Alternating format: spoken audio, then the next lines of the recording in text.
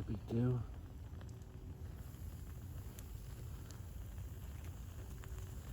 No big deal, guys.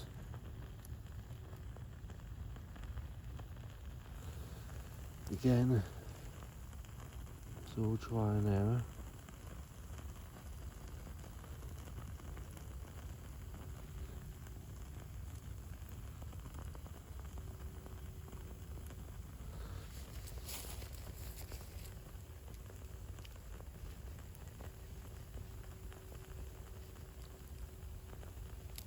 So guys, and girls, so at the beginning of trying to make this fire, I kind of messed up, so that's why I turned off the camera. But now I've kind of not messed up. I've get the camera going. So while I've got the fire going, I'll kind of explain to you what I've kind of done. So in my little tins I've got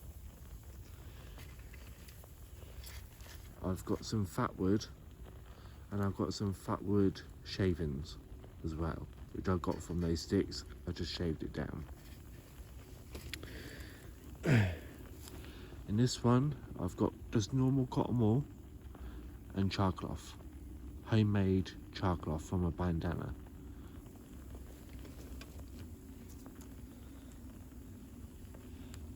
This one, bark from, I think, beechwood, and some sort hay or straw. And then again, homemade char cloth. So in this fire, to get this started,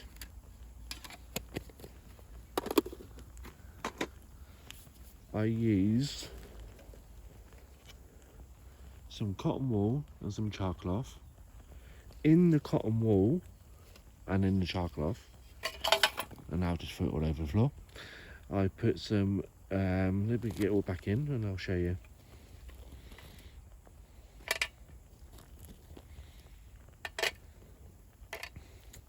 Lucky enough, I'm kneeling on some old piece of tarp, so lucky enough it's fallen on the tarp, not on the wet ground, but no biggie. Absolutely no biggie whatsoever. So I'm just sorting out the wood shavings, guys, that I just threw all over the floor.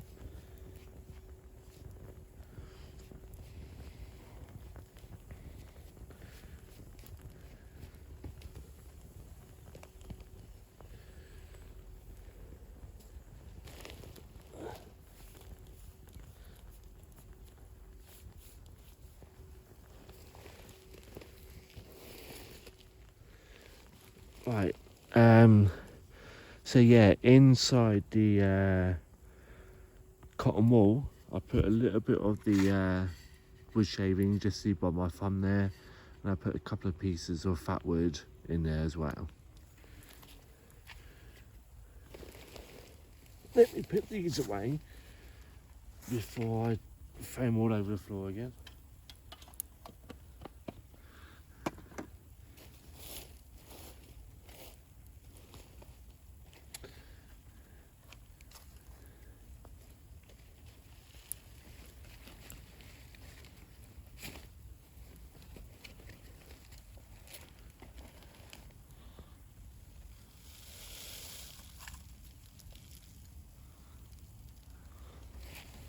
There you go. It's a little bit on the floor, but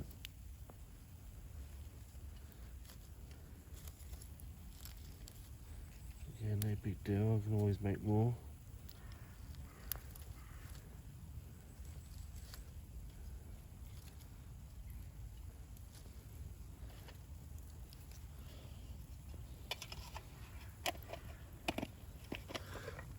And again guys, the way I started that fire was a metal match, and that's what I used to set light to the cotton wool with the fat wood inside.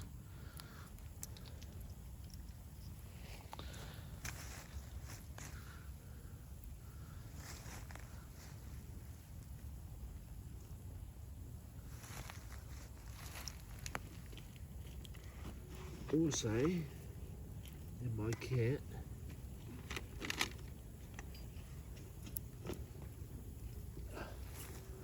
if it's summertime and it's obviously the sun's out and it's hot, it needs a clean. But also got one of these. So again, if it's really sunny and hot outside, you can use one of those. Yeah, it does need a clean, but yeah, some little bit of glass cleaner will do the trick. And good old flint and steel. This will last forever. This may not, but this will last forever. And again, you can use that on charcoal and char cloth.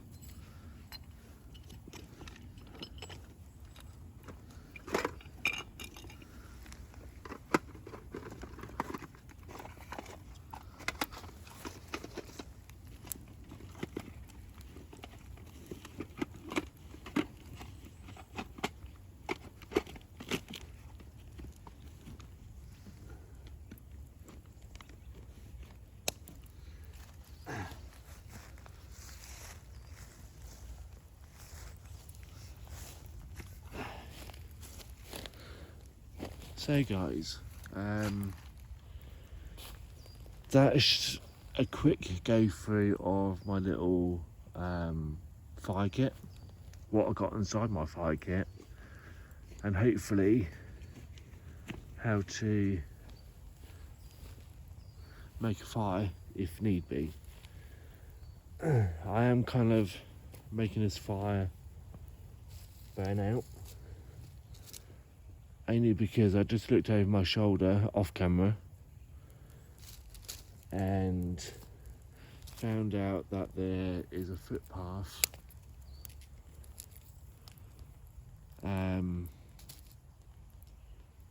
not that far from here, and that people probably could, if they were looking in this direction, probably could see me with this fire and thinking, what's he doing?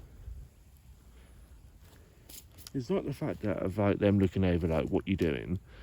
It's more of like them calling the police and get me into trouble. So what I've done with these other twigs, they're all wet. As you can tell by this one, is not lighting.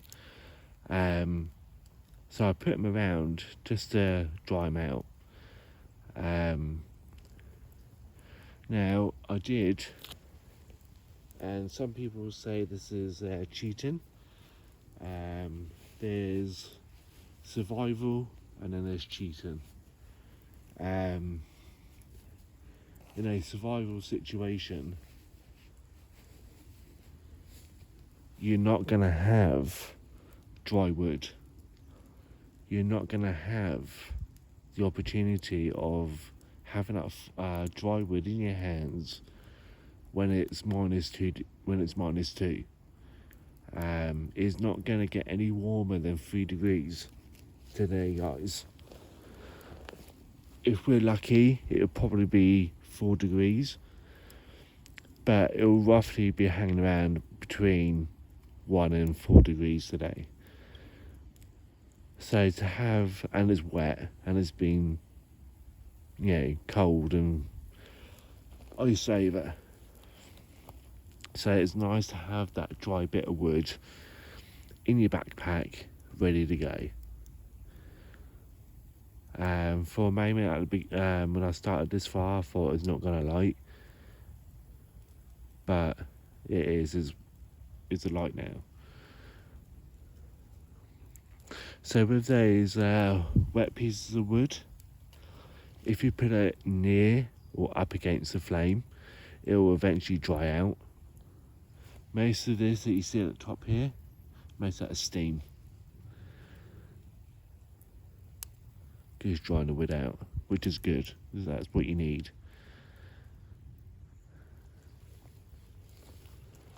Now, I don't want to disturb the fire too much. So ideally I want that there. So I'm just going to let it do its thing. Try not to fuss around with it too much.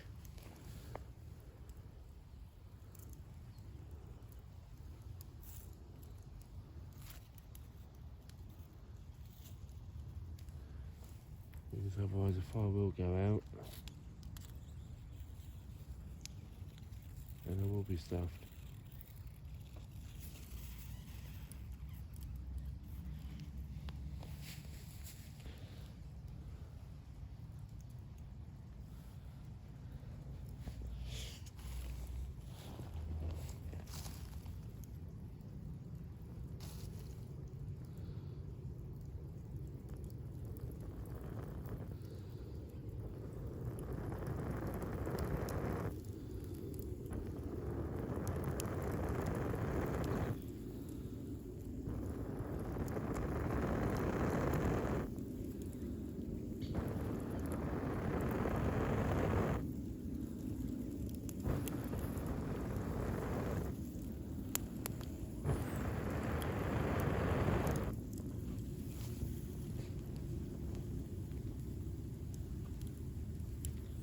And there you go.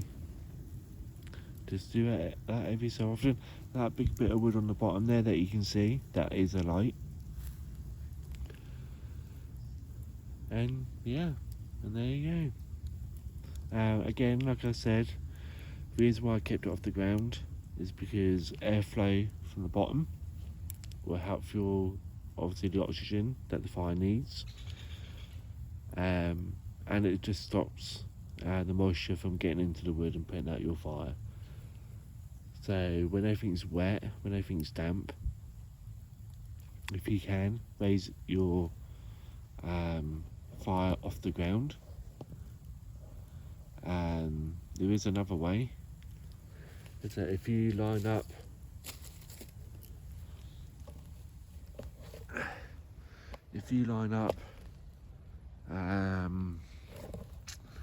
what do you call it, try to put my camera down.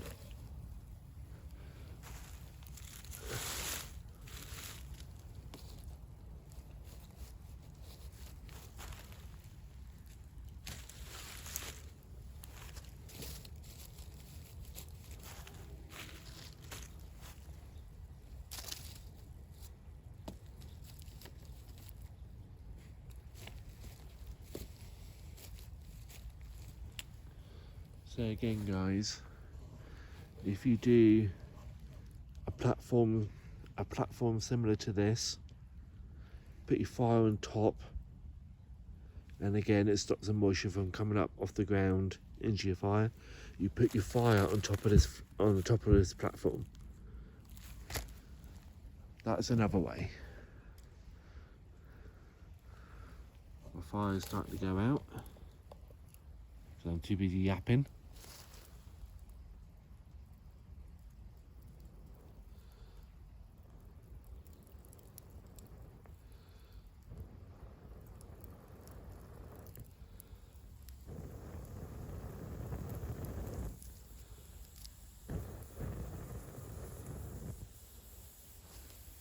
And again, guys, when it comes to cooking food, you can't cook food on this particular platform because it is wire mesh that the fire is sitting on. So if you can rig some kind of cooking system with what you got around you, again, that's easy.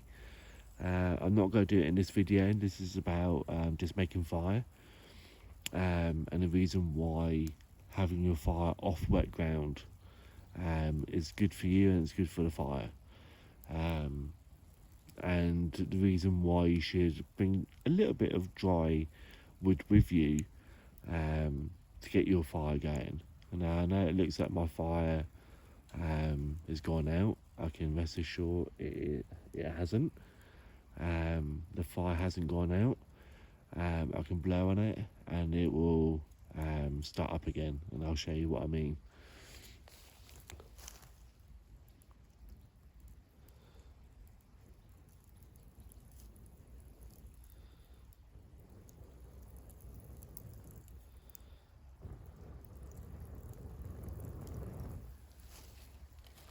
And there you go, nice hot fire.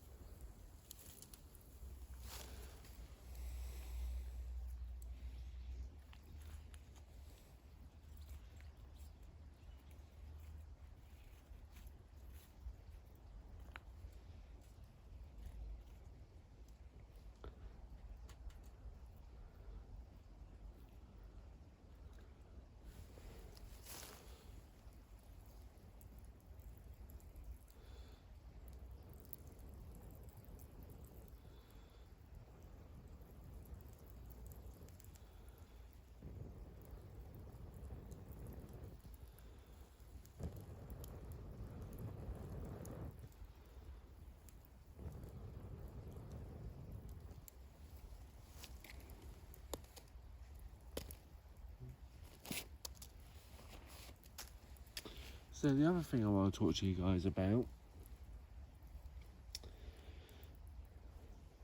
let me just sort my camera out and I'll show you what else I want to talk to you about.